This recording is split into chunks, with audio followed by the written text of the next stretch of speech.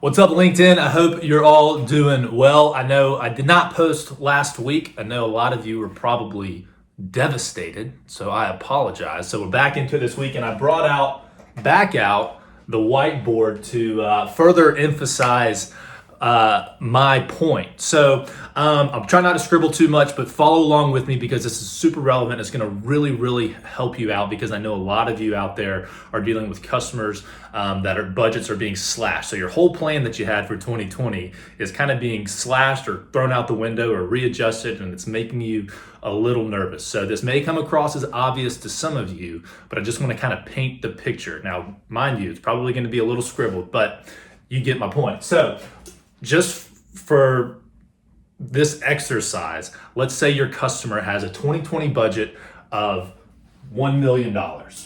This could be, your customer may have $10 million budget, $100 million budget, $100 budget, doesn't matter. Same point, okay?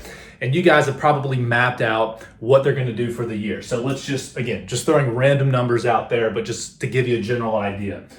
Let's say you know that they're gonna spend $300,000 in new hardware this year, with refreshes, new upgrades, whatever, okay? Support and renewals, let's say they're gonna spend another $300,000, and this is just to maintain what they already have. As you know, if you're selling new stuff, it's gonna come with the support warranty anyways. So support renewals to maintain their current gear is probably going to be around $300,000. Let's say you have different software development tools. They're going to spend $200,000 doing that. Okay. This is things like licenses, software, application, DevOps, whatever it may be. Okay. Lastly, or two more things: professional services. You're saying they're going to spend probably, and again, just throwing a number out there, $150K, and then miscellaneous, let's say another $50K. Okay. I hope my math adds up. 200, 400. Okay, perfect. Adds up. So, as a rep, in my experience and what I see from people and what I hear from people, a lot of times they count out renewals because there's not a lot of margin in it. They got to maintain what they already bought. So they don't really look to make money off of it. So as a rep, as a reseller, you're looking to make money off hardware, software development, professional services, and potentially miscellaneous things. You're oftentimes eliminating renewals thinking that there's no money in it, right? So if you subtract the 300 from the million, you're looking at about $700,000 in new products that you think you're going to make some good money off of this year. So coronavirus happens, right? Everybody's freaking out. The budgets are being slashed. Some companies are even going out of business. Some people aren't paying their bills. Nobody knows what to do. You originally were banking on these things right here, thinking you're going to have a good year, all those different things. And the budget has been slashed, let's just say on average, to $700,000, okay? So now you're at $700,000 for the total budget, and you still have to supply all these things, okay? Most people think, and it usually is, that support and renewals is kind of automatic. They think it's automatic, it's just part of the budget, because they have to maintain what they have.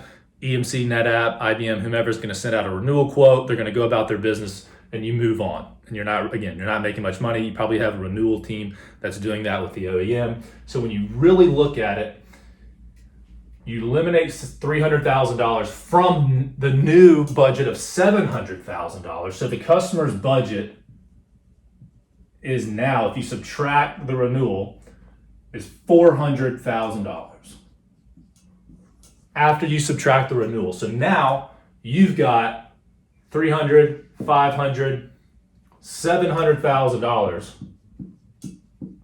of the stuff that you thought you were going to make money off of originally, but you got to scram this $700,000 and cram it into the $400,000. So you're shuffling. You're like, what's important? What's not important? What do we do? Not sure what to do. So it's a big mess.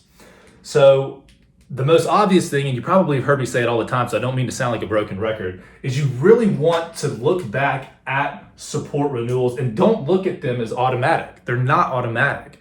A lot of times they're doing wasteful spending on products that they don't need to renew with the OEM. Now, I know what you're thinking. You're probably thinking, what's their production environment? It's compliance reasons. They have to go with the OEM for different upgrades, licenses, things like that. And yes, 90% of the time that could be true, but there's another side of the coin where that's not true for a lot of their infrastructure, okay?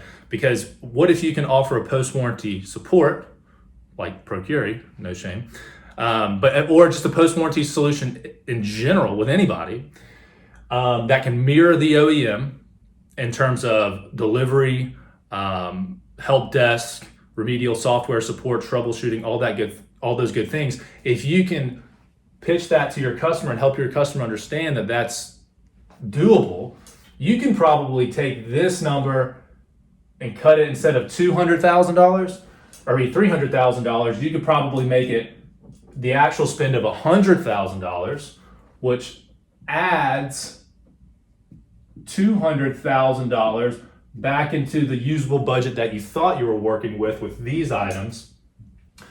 So now you only have, instead of trying to cram these things into a $700,000 budget, or to a $400,000 budget rather, you now have $600,000 to play with, as opposed to the $400,000 because you thought the renewal was automatic. So point being here, and I hope you followed me, the point being here is the renewal is not always does not always have to go with the OEM, okay? There's a lot of instances where you can carve it up where certain systems need to stay with the OEM and other systems do not. So do not bypass it. Not to mention, when you thought you were making money on these and this was automatic and not making money, you can actually make money here as well. A lot of money, really.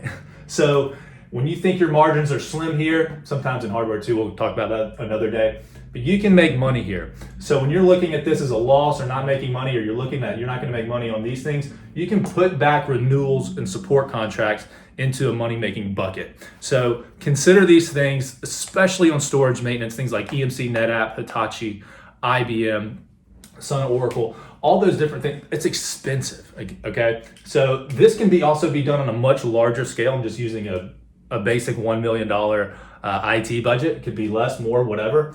But seriously, strongly consider. I see a lot of reps having a lot of success with it, and they're actually coming in as heroes because their end users are looking like, hey, where can we save? And most people are just looking at, okay, we can cut the professional services costs in half. We don't need this development app or tool till next year.